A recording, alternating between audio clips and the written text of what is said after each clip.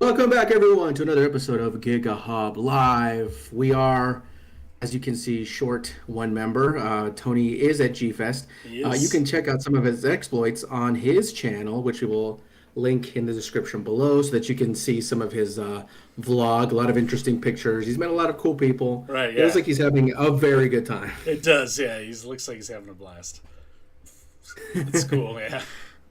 I don't know, don't you wish you were there? I do. Where is G? Isn't G Fest in Chicago? It is in Chicago, yeah. Yeah. Oh, okay. I could have gone to Chicago, get some of that deep dish pizza. Yeah. Right. But yeah, but I guess not. Okay, so everyone just has me and Adam to be old and complaining today. Yeah, sorry.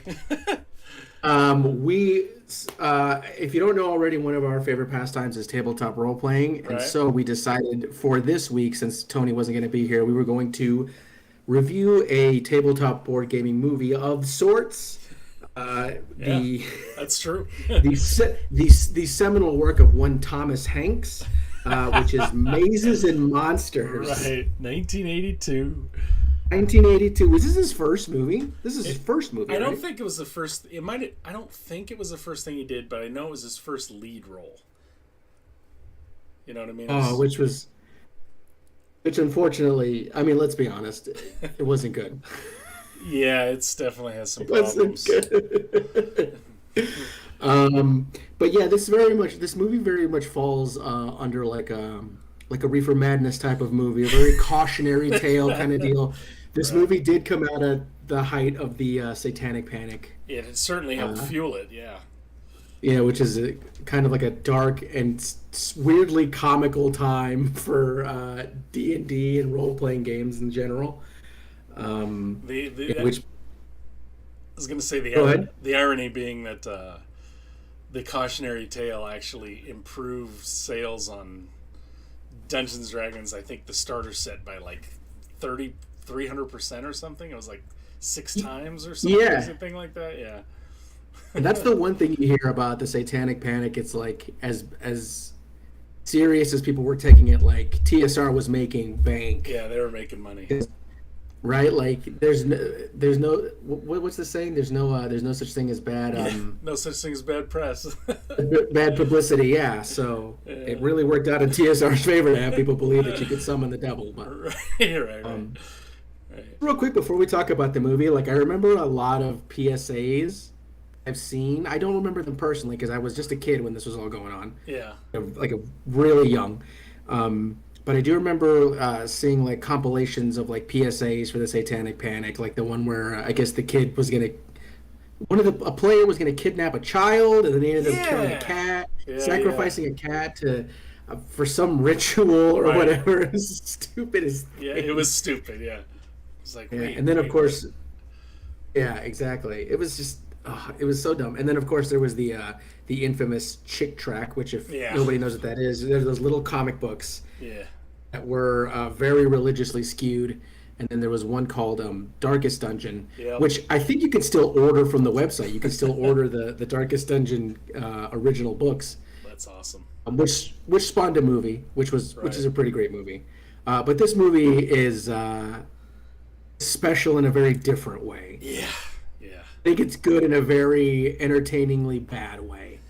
Yeah, and my understanding is it's based off a book, which was based off a Yes, poorly constructed newspaper article about a kid that played D&D, but apparently him playing D&D had nothing to do with his problems or him getting yeah, this, lost in some tunnels, yeah.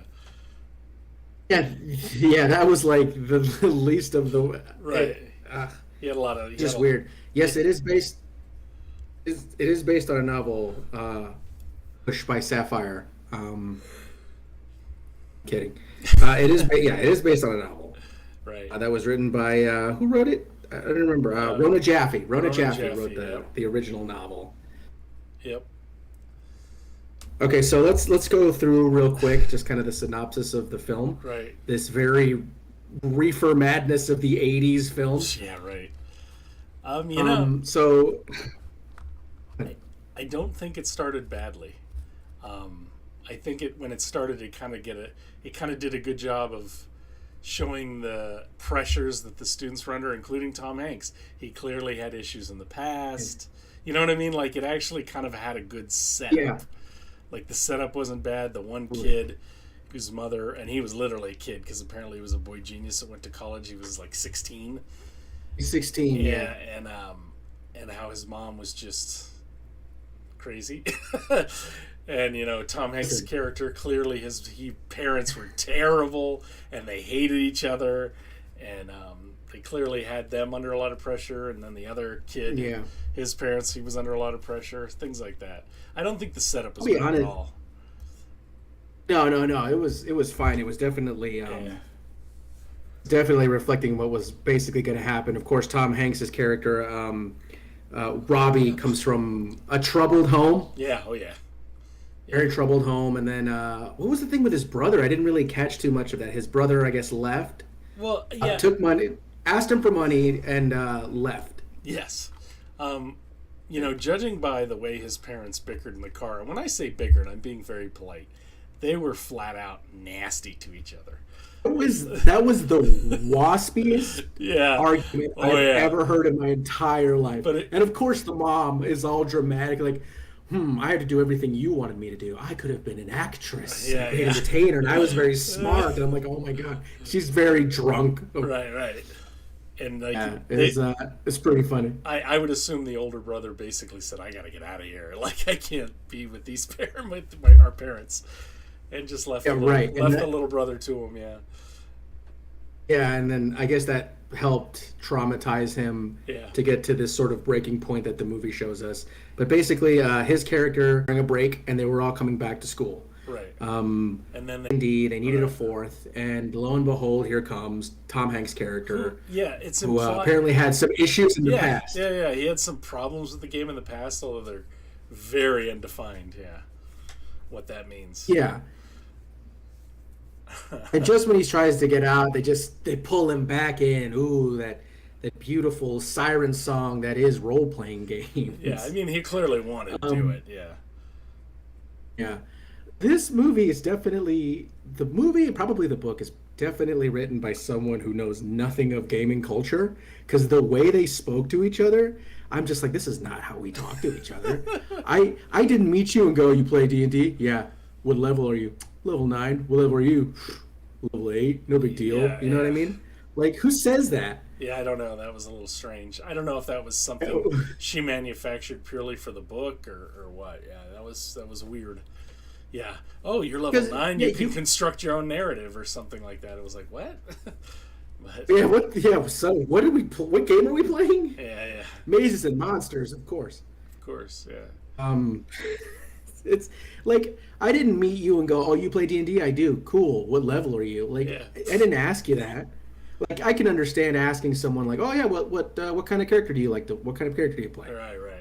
Oh yeah, I got a level 14, whatever, halfling rogue. You don't just go, "Oh, I'm a level 8 in the game." It sounds like it's a cult, which I'm sure that is probably the reason why they played it up so much. Yeah, right. It did sound a little that fiction created for the movie or book was definitely odd, yeah. Yeah. And when they played for the first time, I don't know about you, but the first time I ever played, there weren't nearly that many candles. Yeah, right. There were like 0 candles. Whenever Right. I've never played at someone's house and someone lit 1 candle. Yeah. They had a ritualistic amount of candles. They did, yeah. Definitely on purpose. Yeah.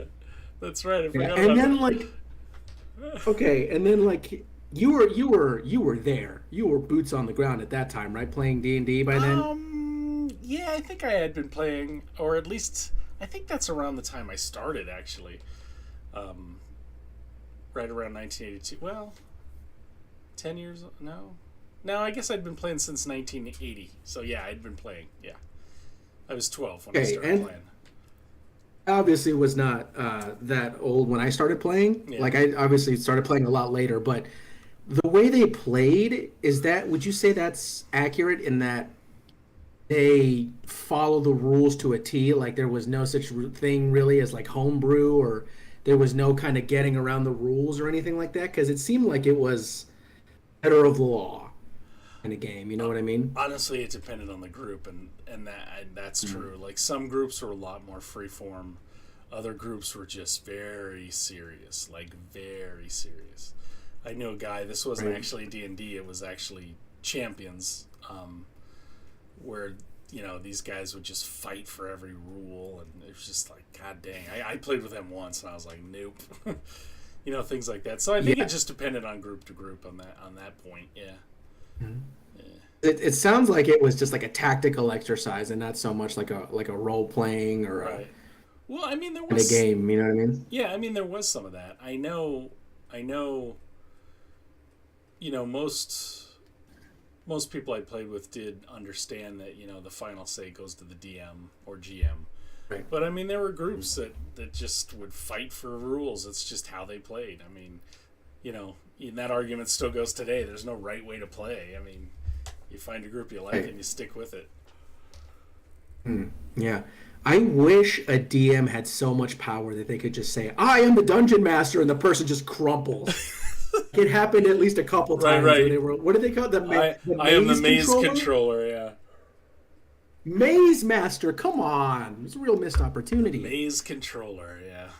Yeah, just yell at someone. I am the maze controller, and they're just like, "Oh, Oh, okay, he's whatever right. you say." Yeah, He's right. Yeah. yeah. And then of course At least Tom. a couple of people broke down. Yeah. Then of course Tom Hanks starts a relationship with one of his players, which seems Yes, with. Yeah, go ahead. which seems to be like a huge positive for him.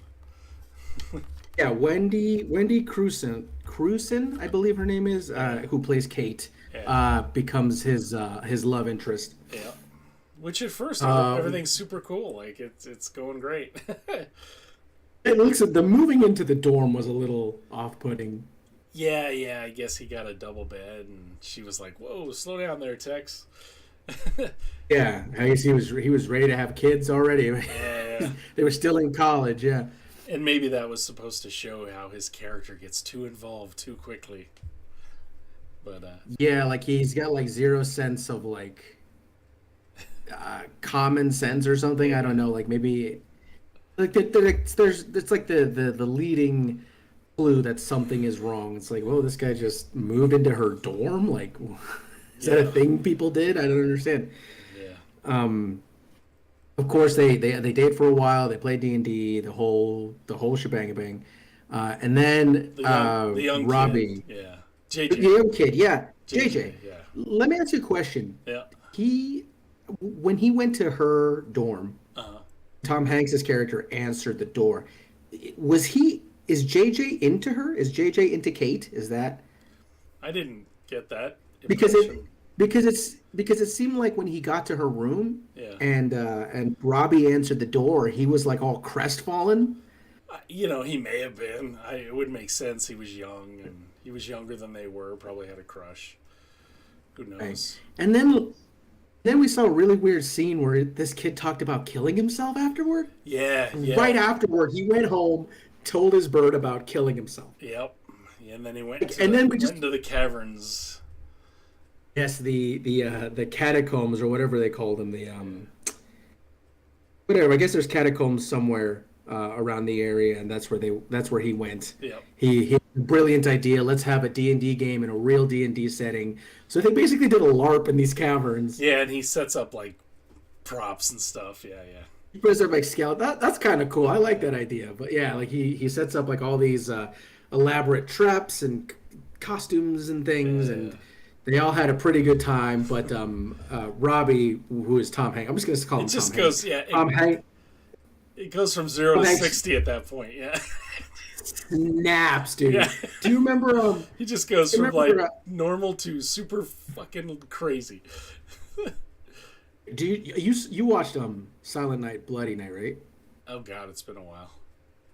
I think that's what it's called, where the guy has his trauma from a Santa Claus, so he sees Santa Claus again. I think so. Silent and he Night, just Deadly snaps. Night. Yeah. Silent Night, Deadly Night. Yeah. It was kind of like that. Like he just had like the weird like mental break right there in the cave. And he was And a different afterward- person completely. Like. Yeah. afterward, he was his character Yeah. from Mazes and Monsters, which was a cleric, I believe, of some kind. Parduke or Pardew or something like that. Yeah. Marduk. Par something or other. Parduke. Yeah. Oh, maybe I'll find it somewhere. Yeah, which by the way brings like Tom Hanks. Wow, I can't believe it. Like you would not have seen this movie back then and thought this guy's gonna be a fucking movie star. Right. No way. Yeah. He was not good in this whatsoever. You could tell he was brand spanking new. Yeah. He was TV. He was TV movie good. Yeah, he was 80s B movie good for Yeah. sure back then. He's definitely improved. Yeah. But it is proof that I don't think that he could do like a fantasy role of any kind. No. Definitely not. He's got too much of like a weird I don't know. I don't think he can do it. Yeah, so he comes out of the cave. He thinks he's his character, who's a cleric. Yeah, who's a cleric, so a he's religious person. So he immediately Yeah. wants no physical contact with his girlfriend. Like, I have to stay holy. Yeah. Yeah, right? Like she didn't think that was weird. Like there were signs. He was in character the whole time. Yeah. And they acted like it was no big deal. Like, Robbie's still in character. Ooh, like, no, something's wrong with this person. He's still like in game mode, and you guys are not in game mode. Right. Yeah. You know what I mean? And she kind of got the hint, but she did not take it seriously enough, fast enough. Like at first, she was just like, "Okay, this is weird," and then she kind of started to come around. Like, wait a second. He's not him. He's Pardew or whatever. Yeah, these kids are definitely not smart. Like, because we're not talking like a day went by and he's still in character. We're talking like days. Yeah. I think a week or something. Like it's been a while, and they're just like, "Oh, he's still in character." Like, no, something's wrong with this Something's person. wrong, Why yeah. aren't we investigating? Yeah. He's Pardew or whatever. When you guys are in study hall, come on, Yeah. ridiculous. So they didn't catch it. He starts having visions of what I imagine to be his deity, telling him Which to is his brother. perform. It's his brother as well. His brother, yeah. Yeah, to perform a couple of tasks so that he can become, so he can be in the god's favor again. One of which was dumping his girlfriend, or what's her name? Kate was dumping Kate, because he had to stay pure. He loved her. He wished it could be different, but couldn't touch her anymore. Yeah. That's what every girl wants to hear. Like, I love you, but I can't touch you anymore. Can't touch her anymore. What? What? Can't touch you anymore. Yeah, like what? So she found someone who would, which was The other guy that plays the game. Daniel, the maze controller, the maze controller. No, he was. No, JJ was. He was the the maze maze controller. No, JJ was. Oh, you're right. No. You're right. Yeah, because JJ was there. JJ was the young kid. Yeah, Daniel was the maze controller. Yeah, until Which they if went you- into the tunnels, yes. and then JJ became the maze controller. Yeah. That's right. Which, if you ask me, she upgraded. I mean, you went from a player to the maze controller. To climb that ladder, girl. You know what I mean? Yeah, right. So he dumps her. She starts falling in love with Daniel. This, by the way, this is not happening within a matter of days. Yeah. This is like happening within a matter of weeks. So within weeks, he's still acting like his character, like he's just mentally broken, and like no one's done anything about it. So he completes all these tasks, and then he's supposed to go into back into the tunnels. Right.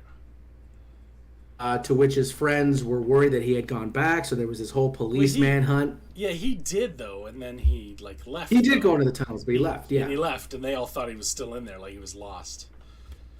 they were like so scared they were going to get in trouble. Yeah, They didn't. I'm sure. We they gotta probably clean didn't out care the- about helping him. Like, we gotta fucking find this we gotta guy. clean out the pretend like cave we first. Yeah. And pretend like we didn't do D&D stuff. Yeah. But then it turns out he had left, and like the next time we see him, he's just like walking down the street in New York In New City, York City, just yeah. like the scary '80s New York City that you see in a lot of movies. Right. You know, there's always there's always a guy in an alley. You know what I mean? Yeah.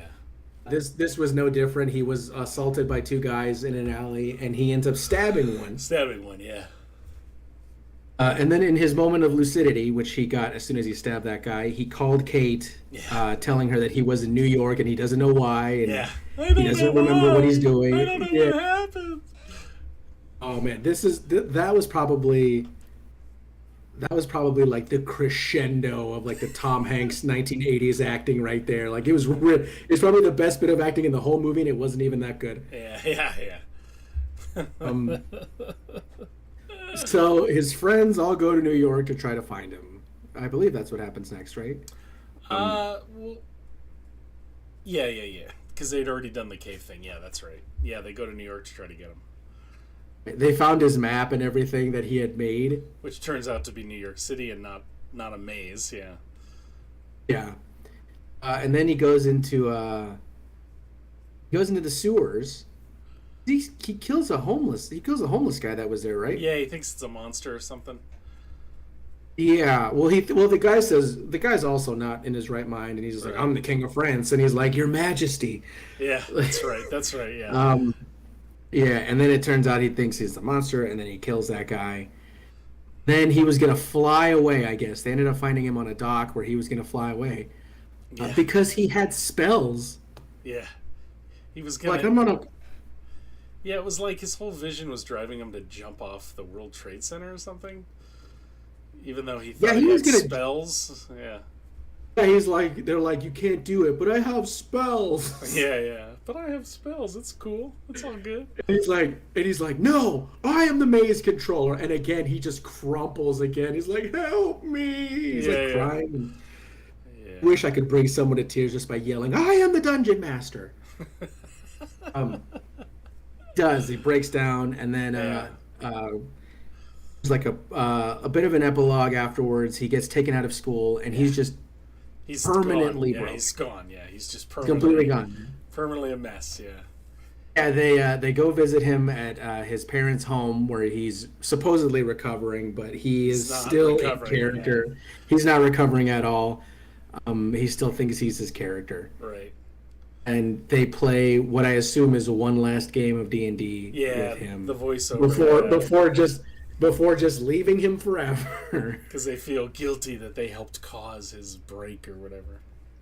But it's not their fault though. Like they didn't know that there was anything wrong with him. At least not enough for a game to break his psyche. I don't think that's their fault. Well, and yeah, and before that, he was fine. It was just all of a sudden, once he went off the deep end, it was just they noticed nothing, even though he's clearly acting strange. Like, what the hell? Yeah. Still, like, can you? Wouldn't you wonder if I was okay if after one of our sessions I was still walking around as my character? You're Like walking. we meet up for lunch. We meet up for lunch on a Wednesday, and I'm still talking. I am Trovius, great dwarven prince of the mines. Yeah, yeah. I would be a little concerned. Yeah. Just call one of the waitresses, wench. Where'd Give me a finest bring me ale. another? Yeah. Yeah. Yeah. They're not. They're not. It's not their fault, but they're not great friends. Yeah, and I think that was the weird thing about the movie. It's like the first half is actually, I mean, it's not good, but it's not bad. It's just a very simple, straightforward story. It kind of builds the characters well, and then it hits a certain point where it's like psychotic break and nothing makes sense after that. Like it's just now we're in crazy land and nobody seems to care until it's far too late. You know what I mean? Like, Yeah. you know, In that aspect, that's totally their fault. That you can't see what's wrong with your friend. Right. Like he's still in character. Something's wrong with him. and that was I guess not. the whole cautionary tale part of it. Like, you know, I can honestly say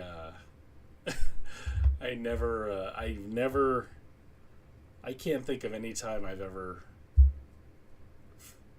discovered anyone, I guess, like too much into character after the game. It's pretty much game over is game over, you know. Yeah. So I don't know. That was weird. I mean, I'm sure it's happened. I know the original story, it was based off of the fact that he played D&D had nothing to do with the fact that the real guy had lots of problems that had nothing to do with D&D. So, Right. Yeah. So, real quick, for anyone who doesn't know, this is based on a case a long time ago. I forgot what the Right. young man's name was, but he was a college student right. who had a lot of mental issues, and of course, being that it was the '80s, there wasn't a lot of options was like for 78, mental yeah. health, unfortunately. Yeah, it was like Yeah. 1978. Yeah. Somewhere around there, like mental health was not at the top of our list, unfortunately. And this Right. poor guy had so many issues that he basically wandered off. Yeah. And the detective on the case at the time was convinced that number one, D&D had done this to him, Yeah. and that he had gone into the steam tunnels, labyrinthine steam tunnels under the college, under his college, Right. It was under the to college. to Yeah. play to play a real life game of D&D, Yeah. and he still believes I think he still believes that the kid died down there, I doesn't he? I don't know about no, because he was found. He didn't. No, he didn't. Yeah, there are stories that say that he had been with family, he had been Yeah. seen. Like, he didn't die, but I think the detective was still like really dead set on But I proving don't. that D&D hurt him or something. No, I like don't that. think that. I don't think that's right. I think it was the article that the newspaper article or the article that they wrote about it really took it out of context. The detective, if I remember correctly, he actually said the kid had a lot of problems, including dealing with the fact that of his own homosexuality in 1978 in the Midwest. Like, he had a lot of issues and stress and things. I think it was just, my understanding is the article that was written sort of took that out of context and made it point to the fact that D&D was the problem. You know what I mean? Yeah, That was no, of course. But I remember seeing like videos and reading articles where this guy still claims that D&D is evil. He's still on a tear about Oh, it. Like, really? he's still. Oh, This is like his claim to fame is this case, even though he did nothing to oh, help or anything like that. right. He still has like there's still a bone of contention there. Yeah. Yeah, Him in maybe. some way, shape, or form. Or this could be his 15 minutes that have already kind of floated away, and he's still trying to Right. catch on to him. Who knows? But he is convinced that I think that D&D is still evil, which, which in this day and age, when everyone plays D&D, must be a nightmare for this guy. We Right. glorify it in TV shows. Oh, yeah, right. The Um, critical roles and the yeah, yeah. teaching our kids to be Satanists. Yeah, so it is based off of slightly based off of a real case. Right. The whole thing where he wanders off thinking his cleric character is obviously all made for probably all in the novel, but definitely in the movie. Pardue or Parduke or whatever. Yeah.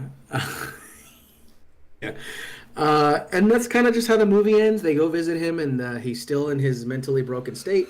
Yep. And they basically play one last game of D&D before they probably never see him again. Yeah. Apparently, yeah. They do a little make believe with their friend and leave him. And the real kid, like you said, he was cited with family members. He was cited at a later Gen Con or something because he was into the culture. So, yeah. Yeah.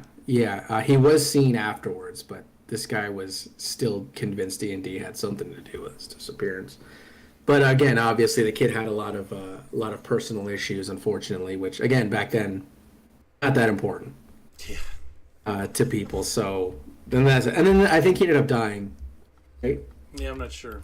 Not sure. A young man. I think he ended up dying. I don't remember how, but I'm pretty sure I remember them saying that he died. No, Tom Hanks went on to have a great career. He won like Academy Awards and all sorts of stuff. Wait, he's that Tom Hanks? Yeah.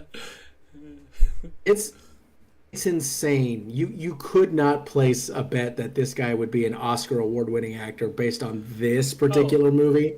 I remember even after that because he was in Bosom Buddies and then like Bachelor Party, and then like years later when he won the Academy Award, I was like, the Bachelor Party guy. The Bachelor Party guy. Like, what? Pardude won an Oscar. Yeah, what? So yeah, but I mean, there's a road from there to here, Yeah, I mean, obviously he's one of the biggest movie stars in the world now. Right? Yeah. And this is his first starring role. Yeah. Who would have thought this would have launched his career? Tom Yeah. Hanks should thank D&D for that. Yeah, I don't think he ever has commented on it one way or the other, as far as I know. I should have looked that up. Honestly, I didn't even think of looking it up. I should see if he's said anything about it. It's crazy and very ridiculous. Okay, so that was a synopsis. Let's talk a Yeah. little bit about let's talk about this movie critically a little bit. Do you want to go good or bad? I go bad because I already kind of said about the good. It was just the bad that it did. Once it got to the D&D aspects, it definitely dramatized the whole thing. Like you said, it felt very Yeah. culty, all the candles and stuff. Although, in fairness to JJ's character, it kind of fit. The kid was eccentric. His mother was clearly very eccentric. Yeah. But my biggest complaint, like I mentioned before, is once Tom Hanks' character has that psychotic break, it's just like nothing makes sense, not even to the characters that are supposedly lucid. Like, they just don't behave intelligently. And, And that's the worst part is they knew that something was going Right, on. They're right. like, you're still in character. Like, it's not like, you guys think that Robbie's acting a little weird? Yeah. Well, I don't know. What do you mean? Oh, he thinks he's Pardew. Yeah. Okay, he must still be in character. What's the big deal? What's the big deal? Yeah. He is a level 9 after all. And then He has spells, of course. yeah, they look for him in the caves, but then like right away their first instinct is, and they're like, we have to get our stuff out of the cave. Yeah, so we don't get in trouble. So we don't get in trouble. Yeah. There was a bit of time where I was just like, are you guys more concerned about you getting in trouble, or are we trying to look for your friend who's disappeared for like a few days and just calls from New York City Right. like he owed someone money, got beat up, and thrown out into the street? Right. And then of He course, was walking in the... I was just gonna say, and of course the strange portrayal where he was that other character for so long, and then as soon as he kills somebody, he's just like himself and freaking out, and then he's right back to being Pardew again, and it's just like, what? I mean, it was very, I don't know, a ham-fisted way to explore mental health issues.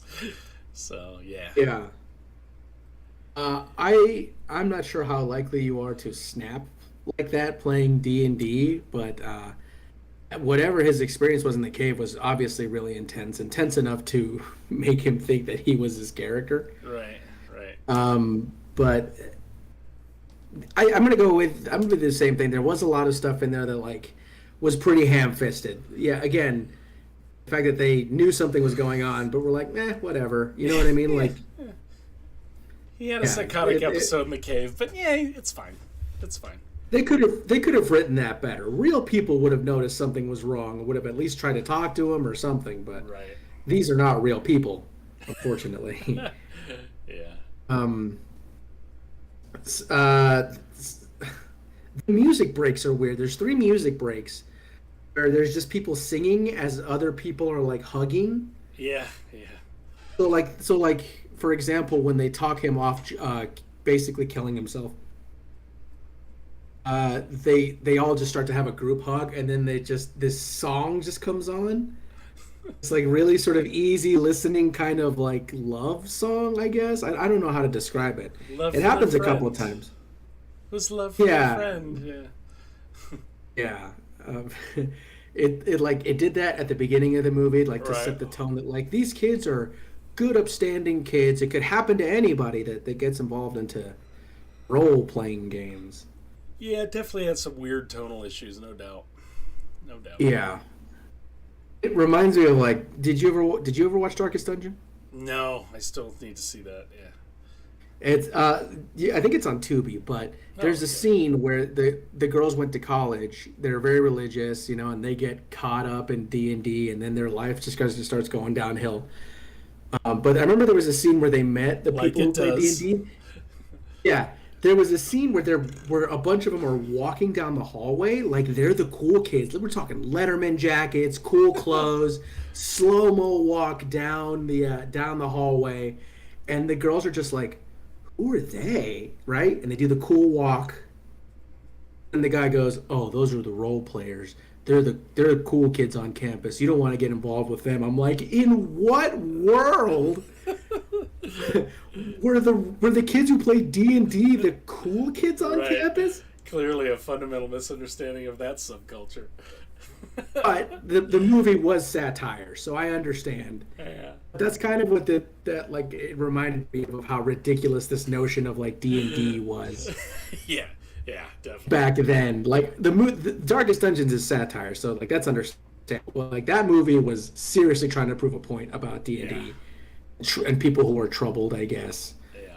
I don't understand really what the message is. Not to play D&D, not to play D&D if you're mentally ill. Like I don't understand. Yeah.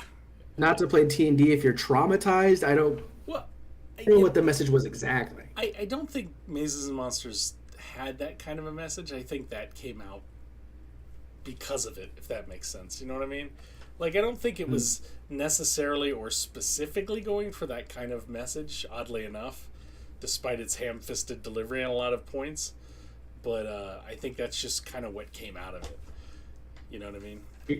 You're saying that this was just a book that a lady basically just banked into? Yeah, yeah.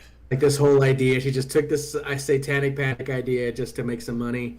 Yeah, because it really doesn't, it doesn't get too much into that. It really, I mean, like I said, it's ham-fisted, but it does set up the mental issues. It just doesn't handle them with any kind of care or subtlety. Yeah. No, So, it doesn't. yeah. So I don't think it was necessarily going for that specific angle, although that could have been reworked into it a little bit, but eh. And this is going off the fact that I haven't read the book. I don't know if you have. No, I have not. I have not. So I'm sure there's probably a lot that's been left out of the actual movie. So maybe that had a lot to do with it. Like we got so much time, we got to get it done. Yeah. We got to cut some stuff out. Well, I know the book was written only in a few days because she was concerned that somebody else would write it too or something. Yeah. So it was. Did anybody else write? It was written very quickly. Oh, there was other books on the subject. I just don't know if it had to do with that particular incident. So, yeah. This is a fiction book. Yeah, it's supposed to be. So I'm wondering fiction. I'm wondering if there were other fiction books, at least one or two at the time, that was kind of in the same vein of like, I got to cash in on this whole satanic panic craze. Right. But apparently, if there were, hers was good enough to be made into a movie. So good for Rona Jaffe, I guess. Right. Okay, let's rate this sucker then. Out of 4 stars, what do you give Mazes and Monsters?